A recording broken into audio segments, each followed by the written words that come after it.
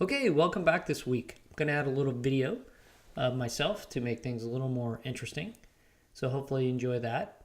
And now that you understand the soul purpose system model, let's talk about some simple things that you can do every day to accelerate manifestation of your soul purpose. Number one, from the perspective of this simple model, is to connect to your source. Been talking about that for months now. Number two is to build a foundation of gratitude. And that's what turns on that switch that gets these positive feedback loops moving forward. And number three, when given a choice, choose beingness over doingness. Talked about that a little bit too, but that's why beingness is so much bigger than doing this here in this model. Simple enough, right? But let's break it down. If you remember the more complex model, this is what it looks like. And let's go over those 3 steps again. So number one, stay connected to your source. This is best accomplished through meditation and ultimately contemplation. And there are many different approaches to this topic. It's hard to say where to start because there's so many different approaches and different things work for different people. But I would direct you back to my post from January 18th that talked about getting connected and being present in the now. There's a couple good sources in there I have around meditation and some guidance. So check that.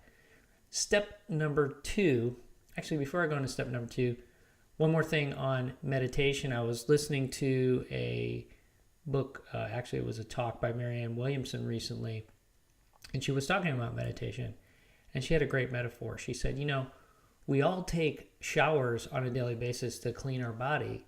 So why wouldn't we spend time meditating every day to cleanse our mind and our soul and get us set up for the day? And to me, that just was so logical. It's like, why didn't I think of that? So anyway, if you're struggling meditating, think about, are you struggling taking a shower every day? Maybe some of you are, but most people take a shower every day. So consider meditating every day to clean your mind and your soul and get ready for the day. I thought that was a great metaphor. Anyway, number 2, practice continuous gratitude.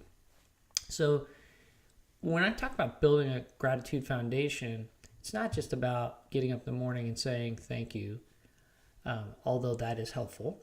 It's about continuously being thankful and having gratitude throughout the day as you're presented with new opportunities, even challenges. You can be thankful for the challenges, for the growth opportunity that they are for you. So refer back to my post from right before Thanksgiving 2017 where I talked about how to build an attitude of gratitude. There's some really good stuff in there. But at a minimum, take time right before you meditate every day. Remember we just talked about that? To express gratitude for everything that you can think of in the present moment. And taking those few minutes to express gratitude will set your mind up for a really incredible meditation.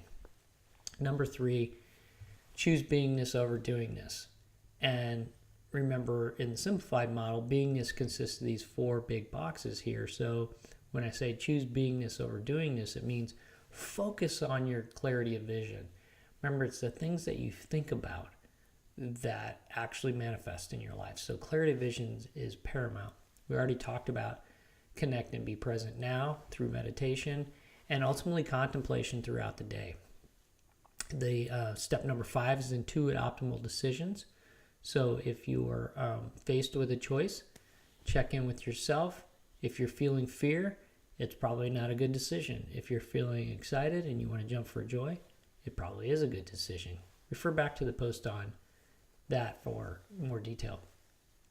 And the last thing, step number 6, is align and remove barriers. So making sure that you're completely aligned with your vision and then removing barriers in the path to getting there is going to be something you're going to have to do if you're going to get there ultimately. Whatever your stories or feelings are that are keeping you from reaching your vision need to be addressed. Now, these things are not that hard, and that's the problem. They're not hard. And what do I mean by that? Well, when things are easy to do, they're also easy not to do. And so a lot of times in life, we choose to not do the easy things because it's comfortable, and we choose to just sit back and watch TV or play video games or whatever we do to waste our time. And there was a book that was written about this concept called The Slight Edge by Jeff Olson back in the 90s. And then back in the little story back in the 90s, I was working with Jeff Olson and also Darren Hardy, his book's here on the right on this screen. And we were working together on a network marketing company. And I was first introduced to this idea by Jeff of the slight edge, which is what I just said, that it's easy to do things that make you better, and it's easy not to do them.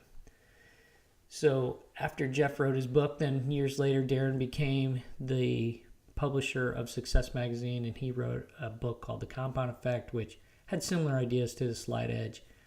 But what's really important here is this simple concept that if you will do the easy things every day that you know will make you better over time, you'll be in the top 5% of people on every dimension, whether that's your health, your finances, your business, your personal development, your relationships, if you do those easy things every day. If you don't do the easy things every day, then you'll be uncomfortable on every dimension, meaning your health will be failing, you'll have poor finances, your business will be failing, your personal relationships won't be that great. So take the time to check in and do the easy things that you know you can do that will make things better for you every day. And this principle, I think, rings true, right?